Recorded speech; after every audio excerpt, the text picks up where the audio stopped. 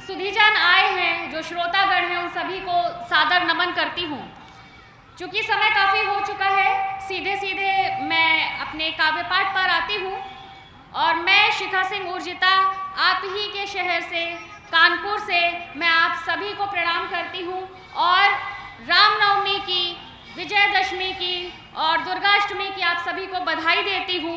मैं पंक्तियाँ प्रारंभ करती हूँ अपनी। आज हम सभी लोग राम नाम की धुनी रमाने आए हैं, राम नाम का भजन करने आए हैं, परंतु मुझे ऐसा लगता है कि जब तक हम अपने प्रभु राम के आराध्य को, जब तक हम आवाहन उनका ना कर ले, तब तक राम नाम की धुनी जो है वो अधूरी रह जाएगी।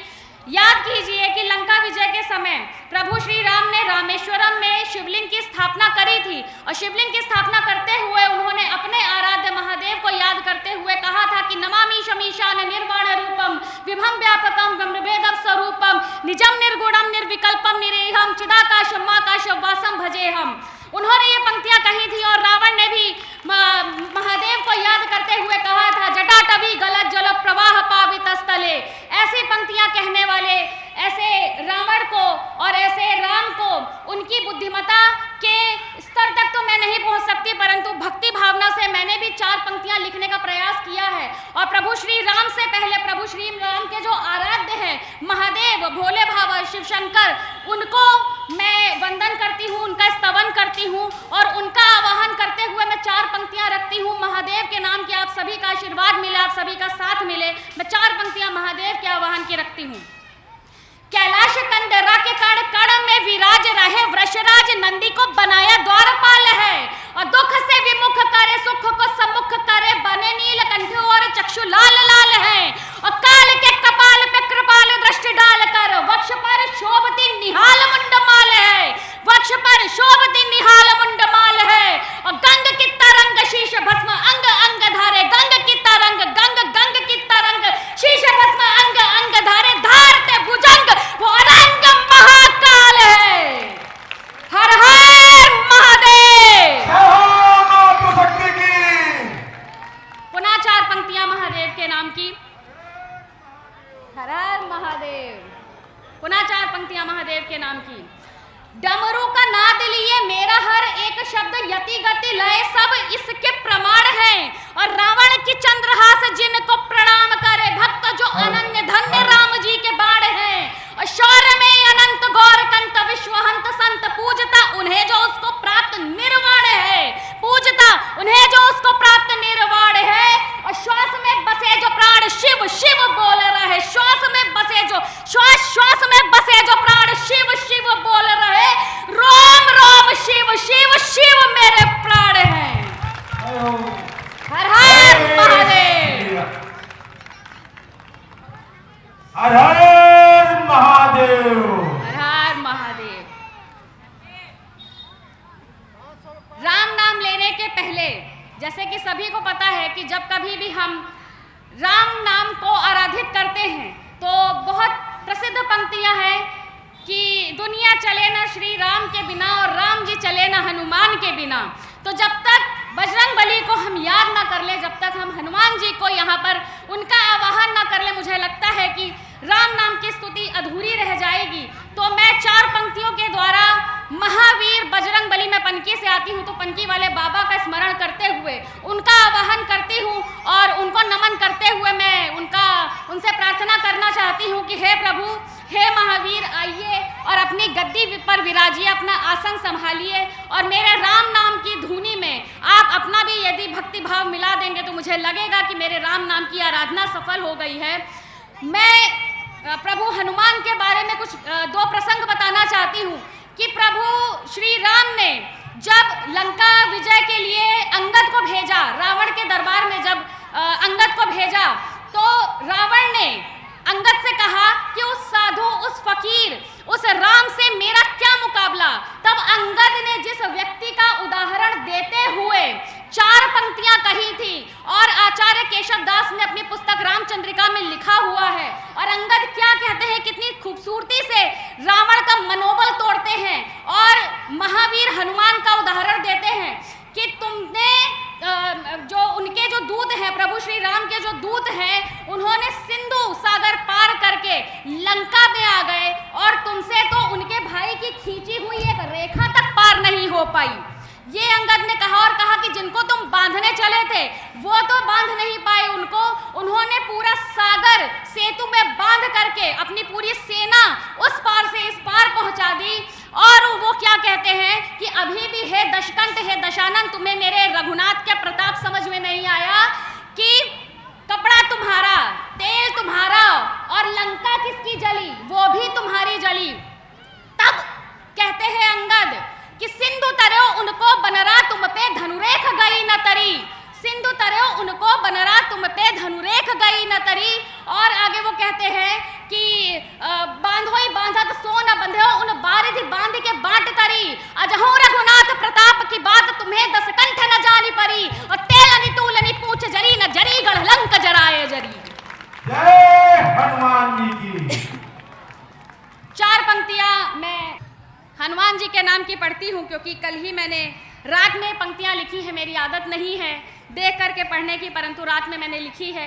तो चार पंक्तियां मैं महावीर हनुमान को आराधित करते हुए, उनका आवाहन करते हुए और उनसे आसन ग्रहण करने की विनती करते हुए चार पंक्तियां मैं रखती हूँ कि मात अंजना व पिता केसरी की गोद में वो सूर्य भक्ष संतति पली की जय बोलिए, और महावीर महाबलवीर प्रभु काज को अधीर उन राम धीर अंतस्थली की जय बोलिए, और त्रिलोक जित रावण की स्वर्ण से बनाई हुई जिन हाथों लंका जली की जय बोलिए, जिन हाथों लंका जली की जय बोलिए।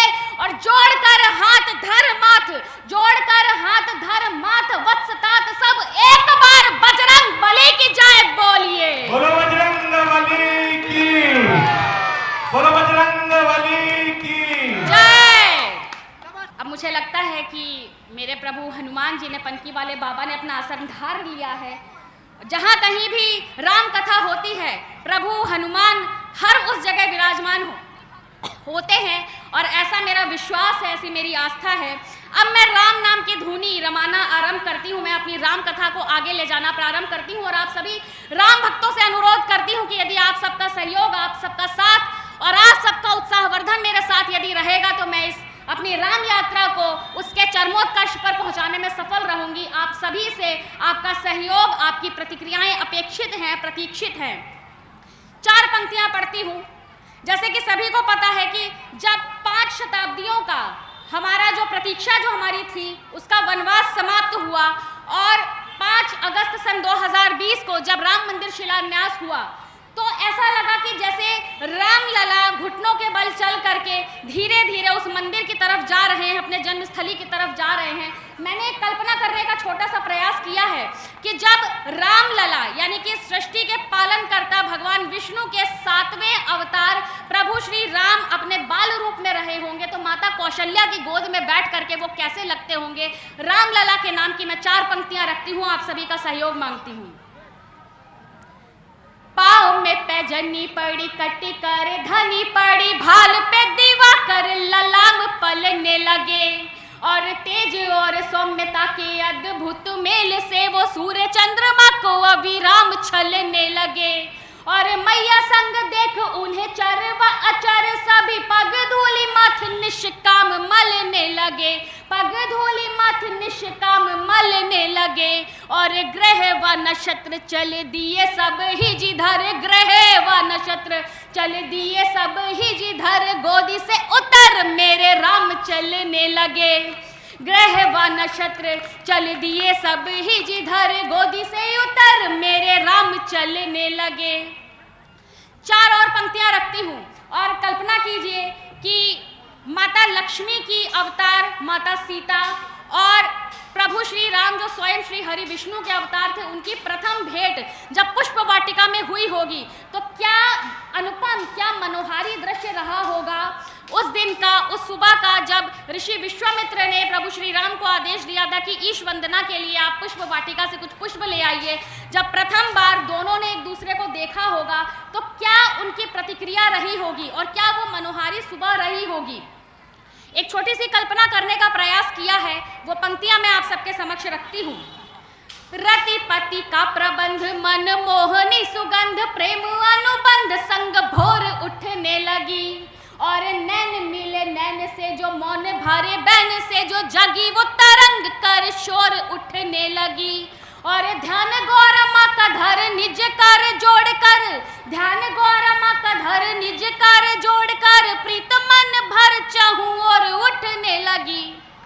एक छोटा सा प्रसंग इसी बीच में बताती हूँ कि माता सीता अपने स्वयंवर से कुछ ही देर पहले माँ गौरा की आराधना करने के लिए गौरी मंदिर गई थी। उसी पुष्प वाटिका में जो स्थित थी गौरी मंदिर, वहाँ पर गई थी और उन्होंने माता गौरा की आराधना करी, पूजा करी। और उसके बाद जैसे ही उन्होंने प्रभु श्री राम को देखा, वो उन्हें एक टक देखती ही रह गई और वो वापस माता गौरा के मंदिर में आती हैं और उनसे कहती हैं कि मोर मनोरथ जाना हुनी के, बसहु सदा उरपुर सबही के। अर्थात हे माता, आप तो मेरे मन की मनोदशा जानती हैं। मैं पुत्री धर्म से बंधी हुई हूँ। मेरे पिता ने शर्त रखी है कि जो भी इस स्वयंवर में शिव धनुष पर प्रत्यंचा चढ़ाएगा उसी से मेरा विवाह होगा। परंतु हे माता, आप तो मेरे मन के भाव जानती हैं, आपको पता है मेरे मन में क्या है। मैं शब्दों में कुछ भी नहीं कहूँगी, पर आप मेरे मनोभावों को समझ करके मेरी मनोकामना पूर्ण कीजिए। तब माता गौरा हाथ उठाकर आशीर्वाद देती हैं और कहती हैं कि सुन सिय सत्य असीस हमारी, पूजा ही मन कामना तुम्हारी। अर्थात हे सीता, मैं तुम्हारी मनोकामना समझती हूँ और मेरा आशीष है कि तुम्हारी मनोकामना अवश्य पूरी होगी। तब मैं ये पंक्तियां पुनः रखती हूँ, सुनिएगा। रतिपति का प्रबंध मन मोहनी सुगंध, प्रेम अनुबंध संग भोर उठने लगी। और नैन मिले नैन से जो मौन भरे बैन से जो जागी, वो तरंग कर शोर उठने लगी। और ध्यान गौरा माँ का धर निज कर जोड़ कर, प्रीत मन भर चाहूं और उठने लगी, प्रीत मन भर चाहूं और उठने लगी। और राम जी पे मंत्र मुग्ध हुई वाटिका में जब, राम जी पे मंत्र मुग्ध हुई वाटिका में जब, सिय ही पिय की हिलोर उठने लगी। राम जी पे मंत्र मुग्ध हुई वाटिका में जब, सिय ही पिय की हिलोर उठने लगी, सिय ही पिय की हिलोर उठने लगी। बहुत बढ़िया शिखा जी, बहुत बढ़िया। अब एक कविता आपके समक्ष रखती हूँ और उस कविता को पूरे देश में, सिर्फ कानपुर में ही नहीं, उत्तर प्रदेश में नहीं, पूरे देश में बहुत स्नेह मिला है। बहुत जोरदार कविता शिखा जी करने जा रही है, बड़ी मशहूर है कविता इनकी। अंतिम पंक्तियां बहुत जोरदार लेके आई। रामलीला बहुत बड़ी है। लक्ष्मण शक्ति की लीला का मंचन होना है, कुंभकर्ण होना है, बहुत लीला है। मैंने शिखा जी से अनुरोध किया कि अपनी एक विशेष कविता जो धूलधार उसको, मेरी एक कविता जिसको बहुत स्नेह, बहुत आशीर्वाद मिला है। मैंने जहाँ जहाँ भी पढ़ा है, जहाँ जहाँ भी इस राम कथा का मैंने वर्णन किया है, मैंने इस राम कथा को बांचा है, बहुत स्नेह, सभी राम भक्तों ने मुझे बहुत प्रेम, बहुत स्नेह, बहुत आशीर्वाद दिया है। और आप सभी से भी मैं यही अपेक्षा करती हूँ कि मेरी इस कविता को भी आप उतना ही स्नेह देंगे जितना स्नेह इस कविता को आज तक मिलता आया है। छोटी सी पृष्ठभूमि रखती हूँ इस कविता की। मेरी कविता के जो राम है वो मानवीय राम है, आपकी और मेरी तरह। जैसे आपको दुख होता है, आपको कष्ट होता है, उसी तरह से मेरी कविता के राम को भी दुख होता है, कष्ट होता है, वो तकलीफ में घुटते हैं, उनके मन में गुस्सा आता है, उनके मन में क्षोभ आता है। परंतु वे मर्यादा पुरुषोत्तम राम क्यों हैं और वो अपनी इन मानवीय व्यथाओं से, इन मानवीय बाधाओं से पार कैसे पाते हैं, उनके जीवन में ये अनुकरणीय बातें हमारे लिए जो हैं वो ग्रहण करने योग्य हैं। मैं इस कविता को प्रारंभ करती हूँ। मेरी कविता के प्रभु श्री राम के छोटे भाई लक्ष्मण को, जिनको मेघनाद की शक्ति लगी हुई है और वो मूर्छित अवस्था में पड़े हुए हैं, इस अवस्था में प्रभु श्री राम क्या सोचते हैं कि यदि इस समय, इस अवस्था में मैं अवध वापस जाता हूँ तो मैं क्या जवाब दूंगा लोगों को कि मैं अपने भाई को नहीं बचा पाया, मेरी पत्नी सीता रावण की कैद में है, मैं उनको नहीं छुड़ा पाया, वो इन सब तकलीफों से जूझ रहे हैं, इन सब समस्याओं से घिरे हुए हैं, तब वो क्या सोचते हैं। उस परिस्थिति को मैं आप सबके समक्ष वर्णित करने का एक छोटा सा प्रयास करती हूँ। इधर के जितने भी लोग हैं, इधर के जितने भी लोग हैं, आप सबसे सहयोग की उम्मीद है। ये मेरी अंतिम कविता है इस मंच पर। आप सभी का सहयोग यदि मुझे मिलता रहेगा लगातार तो मुझे लगेगा कि मेरा राम नाम, मेरे राम के भाव यहाँ पर सफल हो गए और मेरी प्रार्थना स्वयं प्रभु श्री राम तक पहुंची है। आप सभी की प्रतिक्रियाएं मुझे मिले। मैं पंक्तियां प्रारंभ करती हूँ। दैव शक्ति पर मानव भय का अंधकार गहराया है, महाकष्ट से आज प्रभु का अंतस मन भर आया है। इस संसार को जिसने भवसागर के पार उतारा देखो कैसे राम वही इस मनुज रूप से हारा है। अनुज वधू और माता को अब क्या मैं उत्तर दूंगा, और प्राण प्रिया और भाई बिन क्या जीकर मैं कर लूंगा। अब स्वयं प्रभु होते हुए प्रभु से क्या कहते हैं कि हे प्रभु नष्ट हो कष्ट सभी कुछ तो उपचार करो तुम, और नहीं यदि ये कर सकते तो मेरे प्राण हरो तुम, नहीं यदि ये कर सकते तो मेरे प्राण हरो तुम। जगत पिता ने जगत पिता से अपनी व्यथा कही थी, आज प्रभु के नैनों से मानव की पीर बही थी, आज प्रभु के नैनों से मानव की पीर बही थी। तभी उन्हें अचानक से याद आता है कि अरे मैं तो स्वयं श्री हरि विष्णु का अवतार हूँ। वे श्री हरि विष्णु जिन्होंने संसार के कल्याण के लिए इतने बड़े बड़े कार्य किए हैं, इतने बड़े बड़े असुरों का संहार किया है, फिर मैं रावण को क्यों नहीं हरा पा रहा। रावण तो अपराजय भी नहीं है, उसे बाली हरा चुका है, उसे सहस्त्रबाहु हरा चुका है, फिर मैं रावण को क्यों नहीं हरा पा रहा। तब वे अपने श्री हरि विष्णु रूप को याद करते हुए जो पंक्तियां कहते हैं, वो पंक्तियां मैं आप सबके समक्ष रखती हूँ, आप सबका स्नेह, आप सबका आशीर्वाद मांगती हूँ। जो धारे है कांधे को दंड आभा, जिसकी विस्तृत प्रचंड, जो रहस सर्वथा रण विजय, मृत्यु के मृत्युंजय मृत्युंजय, अरिकंपित हो जिसके समक्ष महनीय शौर्य, जिसके है वक्ष जो अविनाशी घट घट वासी, है पूर्ण सत्य नहीं आभासी, जिसका हर शब्द वीरता हो वह ऐसी भाषा का भाषी, है चतुर्भुजी करुणावतार, है अंतहीन जिसका प्रसार, जिसका अकाट्य है हर प्रहार मधुकैटभ का करता संहार, जिससे पोषित होती धरा कल्याण भाव, जिसमें बड़ा देवासुर रण में जो खड़ा, देवों की जय पर जो अड़ा, मैं महाकाल का भक्त सदा मां शक्ति का ही पुजारी हूँ, सृष्टि में जो वंदित सबसे मैं वही विष्णु अवतारी हूँ, मत्स्य कूर्म वाराह नरसिंह वामन और परशुराम हूँ मैं, है अवतार सातवां जो धरती पर वो श्री राम हूँ मैं। जय श्री राम। अब हम कहेंगे कि हमारे सभी के लोग अब प्रभु श्री हरि विष्णु प्रकट होकर के क्या कहते हैं राम जी से, वो सुनिए। हे राम सुनो, माना कि तुम मेरे ही एक प्रारूप में हो, मत भूलो इस धरती पर तुम एक मानव के रूप में हो, धैर्य तुम्हारा ही अधीरता का सर्वोत्तम उत्तर है, और सरल देव होना किंतु मानव होना अति दुष्कर है। न सुमिरो रूप चतुर्भुज में क्या चमत्कार हर बार किया, ये सोचो मानव रूप में ही कितनों का बेड़ा पार किया, ऋषियों के शोक व बाधा को तुमने ही तो हर डाला था, और तुमने ही अहिल्या को शापों से सर्वमुक्त कर डाला था। खरदूषण हो या सुबाहु या प्रसंग ताड़का वध का हो, और निज हित सोचा कभी नहीं, पहले हित बाकी सबका हो, और पितृवचन को भजन की भांति बस तुम ही भज सकते थे, अवधपुरी का राजपाट केवल तुम ही तज सकते थे, अवधपुरी का राजपाट केवल तुम ही तज सकते थे, और तुम कर सकते हो, उठो और अभ्यास करो, जो अभीष्ट वस्तु उसको पाने का पूर्ण प्रयास करो, और विजय वरद मां शक्ति का, मैं हार से पहले हारो तुम, और शस्त्र उठाकर युद्ध करो और शत्रु को संहारो तुम, शस्त्र उठाकर युद्ध करो और शत्रु को संहारो तुम, नयन अवनयन ना करना, उन्नत सदैव ही भाल करो, और त्यागो तत्व सौम्यता का रूप महाविकराल धरो, त्यागो तत्व सौम्यता का और रूप महाविकराल धरो। अब प्रभु श्री राम क्या सोचते हैं कि मनुज राम के हृदय का संशय तक्षण वही समाप्त हुआ जब चक्र सुदर्शन का तेजस को दंड धनुष को प्राप्त हुआ, जब तमसा व्रत भय पर मानस आभा आवृत हो जाती है, तब दृढ़ संकल्पित कुंडलिनी शक्ति जागृत हो जाती है, अंतस विप्लव हो गया शांत, तब धर्म ध्वजा फहराने को फिर सूर्य वंश का सूर्य जगा लंका विध्वंस मचाने को, फिर सूर्य वंश का सूर्य जगा लंका विध्वंस मचाने को, श्रेष्ठ पति भाई बेटे का प्रतिपल ही प्रतिमान गढ़ा, और राघव के नेतृत्व कुशल से उनका जगवे मान बढ़ा। हर हर महादेव नारों ने रण सारा गुंजार किया, और बाढ़ चढ़ा जब प्रत्यंचा पर नभ भेदी हुंकार किया, बाढ़ चढ़ा जब प्रत्यंचा पर नभ भेदी हुंकार किया, राघव दल से दानव सेना तृणमयी होती जाती थी, और रावण की स्वर्णिम लंका भी मृणमयी होती जाती थी। अवध सूर्य का तेज युद्ध में आज दिखाई देता था, और राघव का हर सेनानी यमराज दिखाई देता था, राघव का हर सेनानी यमराज दिखाई देता था। धर्म विजित हो सदा ही ये संज्ञान बनाए रखना था। रघुवंशी प्राण प्रतिष्ठा, सीता जी रघुवंशी प्राण प्रतिष्ठा का सम्मान बनाए रखना था।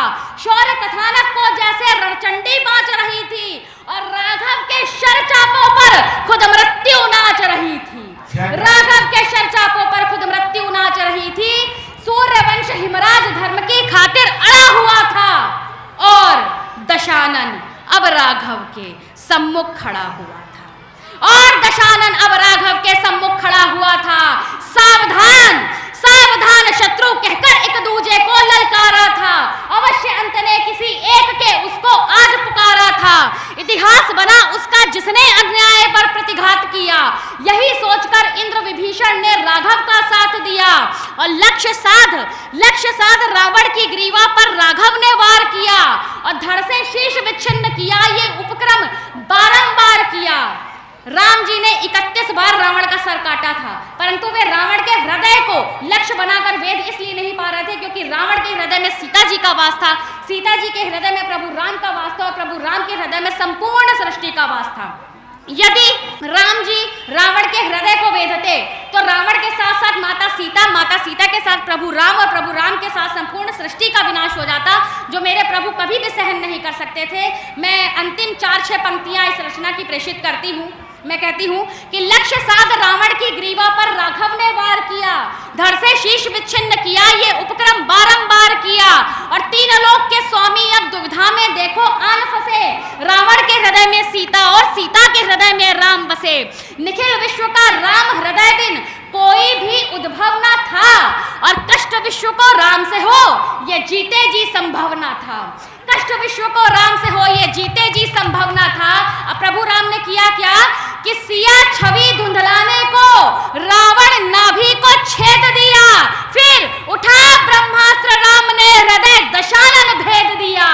फिर उठा ब्रह्मास्त्र राम ने हृदय दशानन भेद दिया और भस्म किया ना दृष्टि मात्र से, अस्त्र शस्त्र से मारा था। स्पर्शित नीच नराधम को भवसागर पार उतारा था और राम नाम से आलोकित संपूर्ण धरा आकाश हुआ और धर्म हुआ फिर स्थापित था और अधर्म का नाश हुआ।